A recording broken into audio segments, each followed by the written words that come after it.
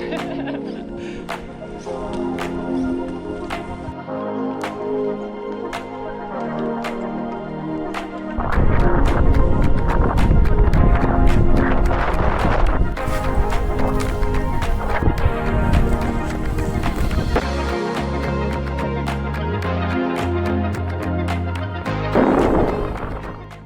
I get carried away with the superlatives about how amazing the snow has been this week, there has been some rather tragic but not surprising news.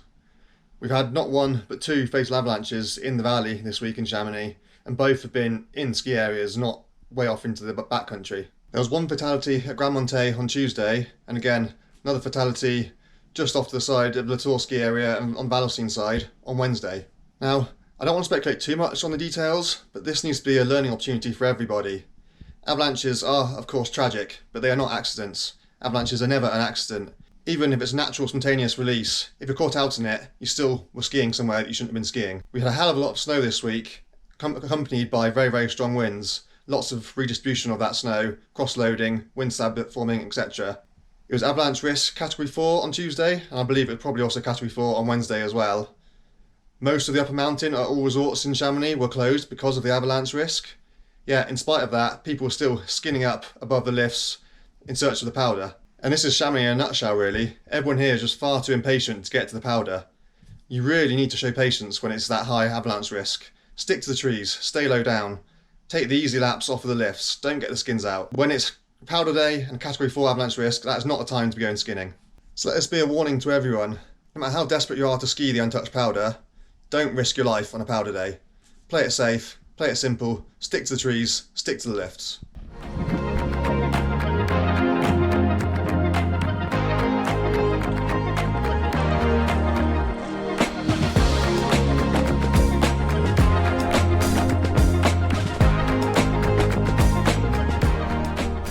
So I started this week with a tour up to the Col d'Argentière last Saturday via the Glacier de Tour Noir. Not to be confused with the Col de Tour Noir, which is via the Glacier des Amethysts, just to make things confusing. So that's right at the back of the Argentière Basin. So to get there, you start at Grand Montée and basically ski most of the length of the Argentière Glacier. And while the snow conditions on the Glacier de Tour Noir itself were pretty good coverage all the way up, it still is very, very thin, especially on the centre part of the Glacier d'Argentière itself. It passes on both the left and right bank. You take the right bank, i.e. Looker's left on the way up. On the way down, you can go either side, but it's very, very thin, very narrow, quite rocky and technical on the true left bank of the glacier. And as of yet, I don't think it's passable through the midsection. People were also skinning up towards the Col de Chardonnay and the Col de Tour Noir via the Glacier des Amethysts, but both approaches looked pretty terrible. It's very lean, very rocky. The moraines and the rock slabs are very bare, so it's really not worth the effort at the moment, I don't think, heading to either of those. But the Col d'Argentière itself is worth the effort if you fancy a long journey all the way up into the back of the basin, then yeah, I'd highly recommend trying that. We approached from the Hearst lift and basically traversed around the bottom of the right buttress and skinned up from the edge of the ski area. You can of course come over the top of the Col de Rechasse and ski down that way, which cuts off quite a lot of distance. But again, getting from the upper glacier onto the Glacier d'Argentière itself is still quite lean, quite thin, quite technical. There's some narrow parts between crevasses and the rock walls on the lower section, so yeah. And after that is when this week started to get really exciting. I had fairly low expectations about Sunday. It was only supposed to be a relatively small powder day, 5 to 10 centimetres, nothing to write home about. So I had a pretty lazy start and just went to Saint-Gervais, got up on the mountain, probably around about 12:30, maybe even 1 o'clock. And as expected, most of the near-piste stuff and the piste itself were just choppy, not much snow at all. But headed across to the Little Japan Bowl and it was absolutely sublime. We ended up doing 5 or 6 laps of the routes down there. Every single one virtually untouched, top to bottom, on what felt like bottomless powder on a snowboard. It was absolutely class. Unfortunately for you, I didn't bring any cameras with me that day. I like to give myself at least one day every week where I'm skiing for myself, not for you. Leave all the cameras at home, and that happened to be that day. So I got no evidence of how good it was, so you just have to take my word for it. But yeah, Sunday was actually really, really good if you found the right spots and got lucky. And then Monday came, and so did the rain. It was not a nice day to be outside at all. I didn't even leave the house. It was pretty grim. Apparently it was raining above 2,000 metres at various points during the day. Crazily, over in Cormier on the Italian side, it was dumping down the snow heavily to resort level, which is 1,200 metres virtually all day. So you might think the south side of the Massif, it should be warmer over there, so the snow line should be even higher than it is on the north side in Chamonix.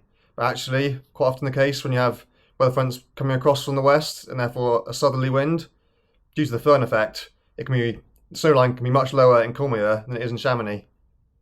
Now, I talked about the Föhn effect quite a lot last season in relation to its destructive winds that you often get in the Chamonix Valley, but another factor is, of course, the crazy temperature gradients that you get from one side of the mountain to the other, and this is a classic example. It was dumping down with snow in Cormier at 1200 metres, and it was raining in Chamonix at 2000 metres. But the snow line did come down throughout the day, and by the end of the night it was snowing at all levels. Even down here in La Faye there was a little dusting of snow first thing Tuesday morning. So there were some pretty phenomenal snowfall totals throughout that period of weather from Sunday evening through to Tuesday morning on the mid and the upper mountains. Even down in valley level in Chamonix there was 10 to 15 centimetres I think. Yeah, up at mid-mountain it was proper powder day. It was pretty sublime.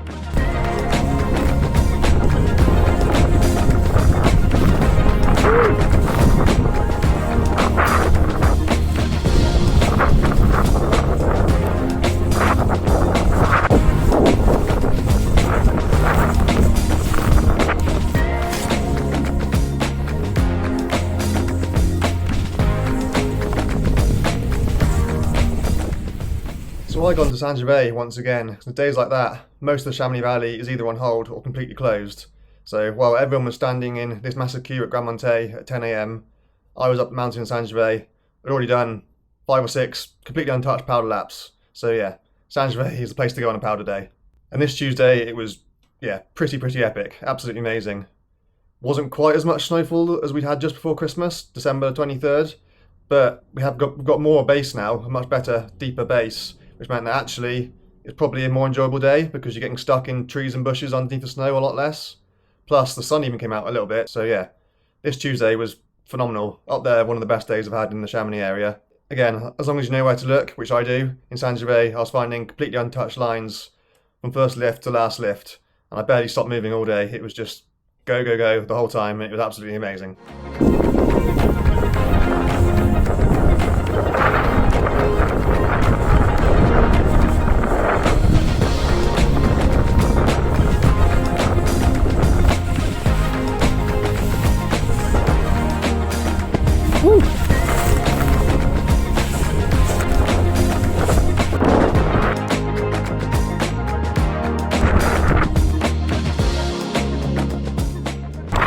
And then Tuesday night into Wednesday, we had yet another 20 to 30 centimetres of snow down to relatively low levels, more than that up high in the mountains. So it's absolutely class. And this time from Wednesday, it was bluebird from the off. From the first lift, it was perfectly clear blue sky. It was absolutely glorious. Myself, I headed to Le Contamine up here in the Evasion Mont Blanc ski area, which is, again, brilliant place to go in conditions like that. When you've had big dumps of snow, but you've then got clear weather, it's just endless open powder fields up there. It's an absolutely amazing place to go on a bluebird powder day. Not very steep, so relatively safe in terms of avalanche risk, which is why we went there. And yeah, you just have endless fun on epic powder. It was brilliant.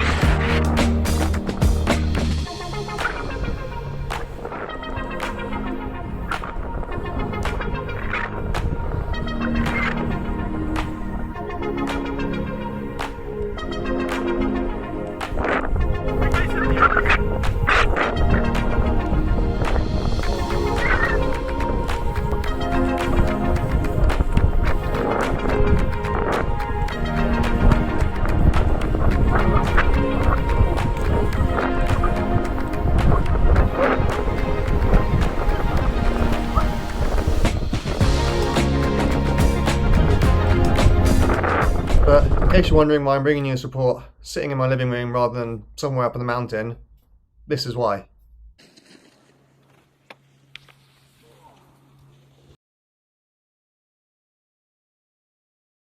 It was all going so well, until of course it wasn't. Unfortunately, that's possibly my season over now, certainly in terms of doing any free ride or any big fun stuff.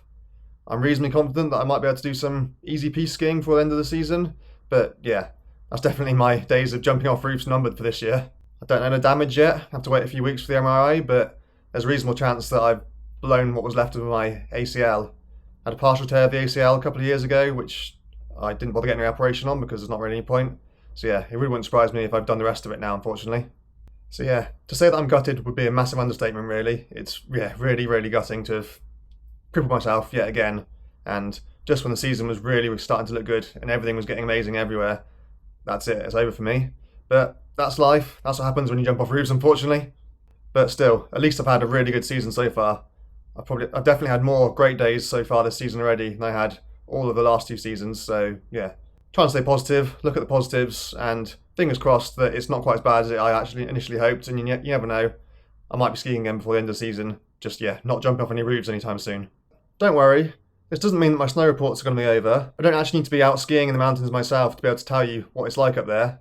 I've got lots of friends and lots of people on social media who can share their information with me, and of course I know what's going on with the weather. I can look at the webcams, and I can still head up the lifts myself, so once I'm able to be a bit more mobile, I'll still be able to bring you reports from up on the mountain, sitting in cafes, sitting on terraces, etc. Just, yeah, not actually skiing myself. But with the main February half-term holidays just around the corner now, just thought about this right now, there's actually a great opportunity for me to get some feedback from you.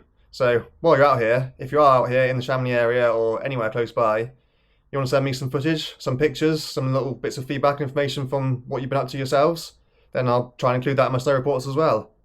I can't promise I'll include absolutely everything that everyone sends me, especially if there's lots of you sending me stuff. But yeah, feel free to send me anything through Instagram, potentially through WhatsApp or Facebook as well. And yeah, I'll see what I can do. So yeah, it'd be really good to get some of your feedback and your photos and everything in my videos as well. Meanwhile, while I was out crippling myself in the Contamines, a few hardy souls headed up to the Valley Blanche to battle through incredibly deep snow. It took a team of about 20 skiers nearly 2 hours to plough a skiable furrow via constantly leapfrogging each other down 20-30 metres at a time to be able to actually get down the Valley Blanche.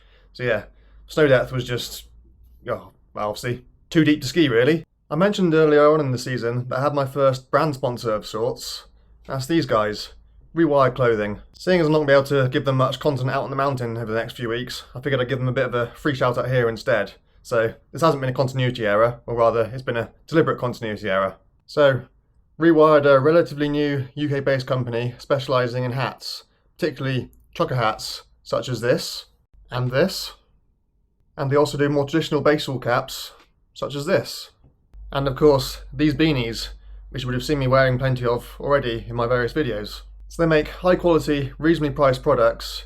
You can get 3 beanies such as this for significantly less than half the price that you would pay for a premium outdoor brand woolly hat. So yeah, very much good value for money on their products.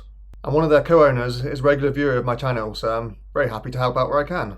I can't offer you a discount code or anything right now, but there is a sale on at the moment, so if you like anything you've seen, and of course there's a whole range of colours available, then I'll include a link in the description to their website, so check them out. Back to the mountains. There's been a little bit of fresh snow today, certainly up high, Friday the 31st of January, although it's raining down in the valley at the moment. But from here on in, high pressure is establishing itself once again, and that's going to continue to build. So the weather's looking pretty stable for at least the next week, probably the next 2 weeks, maybe the next 3 weeks, who knows. So obviously that's good news in the short to medium term in terms of stabilising that rather impressive snowpack we've got up high right now. And of course it means in a few days time it's going to be absolutely great conditions for touring up high, and indeed mid-mountain and virtually everywhere really. It does mean if you're coming out next weekend and hoping to find some fresh powder, by the time you get here everything within sight of the lifts is going to be completely tracked out, and most of the classic ski tours are all going to be tracked out as well. So you're going to have to work pretty hard for it if you want to find some fresh powder. It'll be possible, so maybe enlist the skills of one of the local guides. Now, February is just round the corner, which means things are about to get very, very busy here in resort. I think the main half-term holiday weeks for most schools in the UK is week 2 and week 3 in February. Week 3 is probably the busier week, so 17th to 21st of February. But here in France, the holidays are much later this year than they are normally due to the very late Easter. So in France, they have a 2-week half-term holiday anyway, and that's staggered over 3 different regions throughout the country, so it actually ends up taking about 5 or 6 weeks for the whole of the country to have its holiday. And with those holidays starting later than normal, so mid-February this year, it means it's going to run into March as well. So actually, the start of February this year will probably be slightly quieter than you'd normally expect. Certainly week 1, potentially week 2 as well, could be okay. But from week 3 in February onwards to at least the middle of March, it's going to be very, very busy. I imagine the last week of February and the first week of March is going to be when it's really peaking in terms of the French half-term holidays. So bear that in mind if you are travelling out here anytime soon.